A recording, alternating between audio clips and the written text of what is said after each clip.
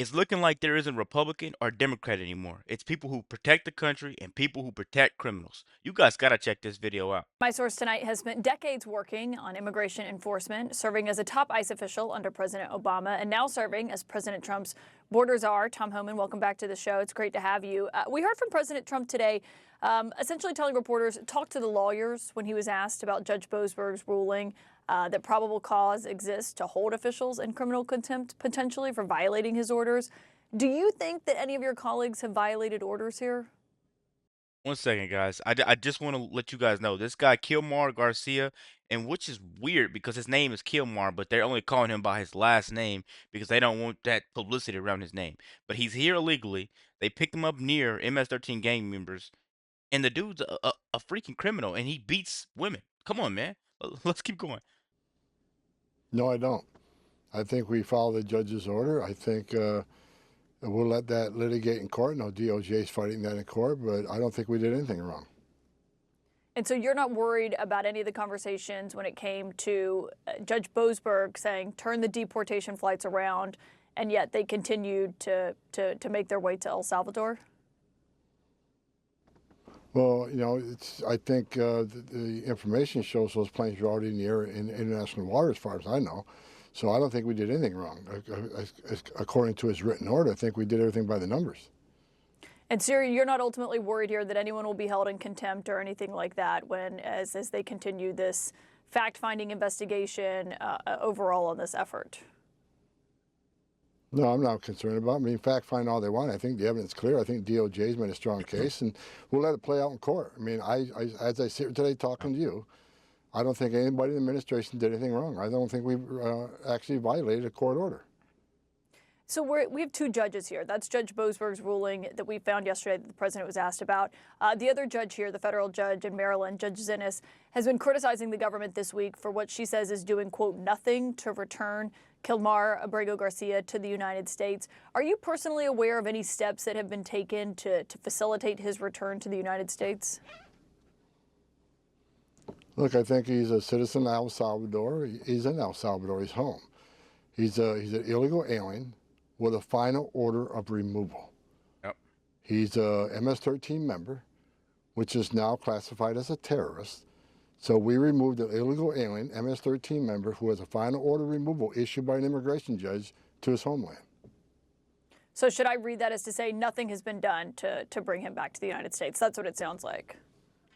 I can't speak to everybody in the administration. I can just tell you what my stance is, and I think we did the right thing. I think he's where he should be, and the order of withholding that everybody keeps talking about, order of withholding is you set aside because he's a designated terrorist, with which order of withholding is meaningless. I believe, according to the attorneys. And look, even if he came back, people think he's going to be released and go back to no, he's going to be detained. Yep. And he's going to be removed as Yep. per the order of removal, either to El Salvador or another country. So this person has an order of removal. He's seen two different immigration judges, and he's been ordered deported. And that's exactly what happened.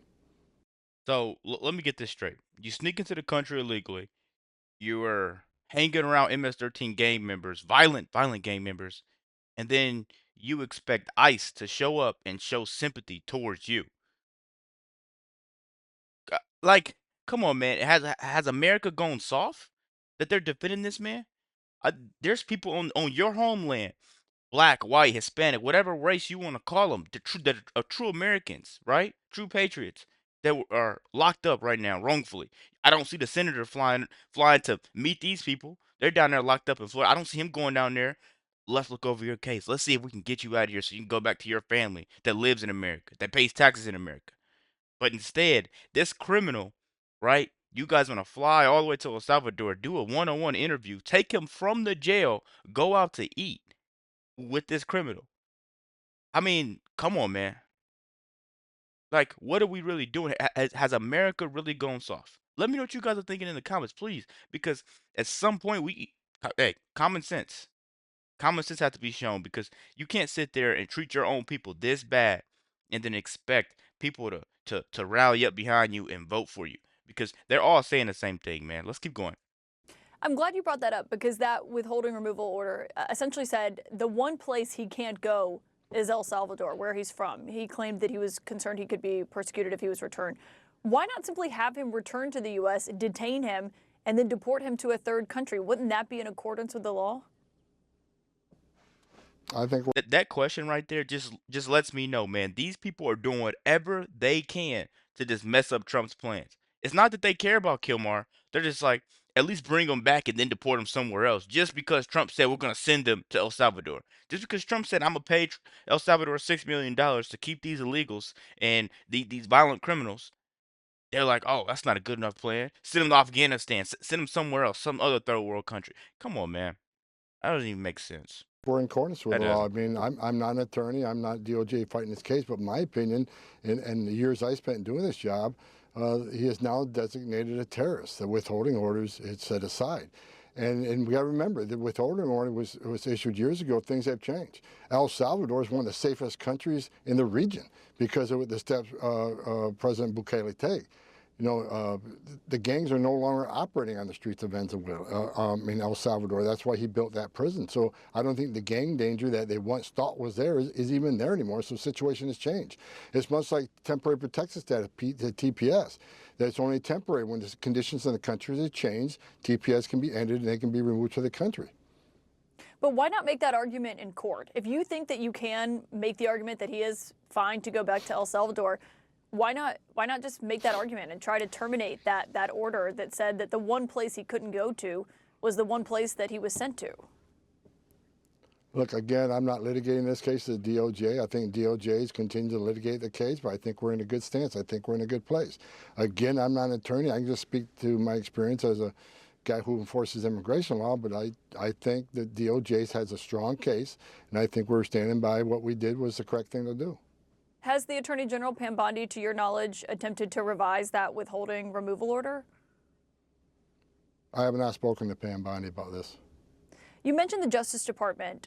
One thing that has been on my mind as we've been covering this is President Trump was in office in 2019 when an immigration judge granted this withholding removal status to Abrego Garcia.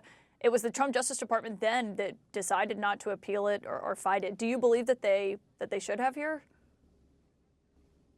Well, the conditions of the country are different now than they were back then. Maybe the condition of the country is one that the withholding made sense. I mean, I wasn't familiar with the case back in the first administration, but a lot of things could have changed since then. The condition of the country could change. The ruling could change. The facts of the case could change. I'm not familiar on the investigation, the removal from back in the Trump 45, but I'm sure DOJ is well aware of it, and they're litigating it as they seem appropriate. But are they litigating it? Because what we heard from the Attorney General essentially the other day was that it's out of their hands to have him return to the United States, that it's up to the president of El Salvador. Well, that's a question for Pam Bondi. The DOJ has their mission. I have my mission. That's a question for her. But you are someone who's worked in immigration for decades, and you have a view here that you believe that this was the right move ultimately to have him sent here. But wouldn't the proper stance here essentially be to contest this in court, to try to terminate that order and then have him sent, and then you wouldn't be in the middle of this massive legal fight that is playing out over where the administration's right is here and whether or not they violated a court order? I don't think they violated court order. I think we did the right thing, and I think it's been litigated by DOJ, and I'll let them fight that out in court or not fight out in court. But I think we did the right thing. As far as what we should do next in judicial process or litigation, I'll leave it up to DOJ. That's their job. That just goes to show you, man, Trump's America and Trump's administration is so serious about their job.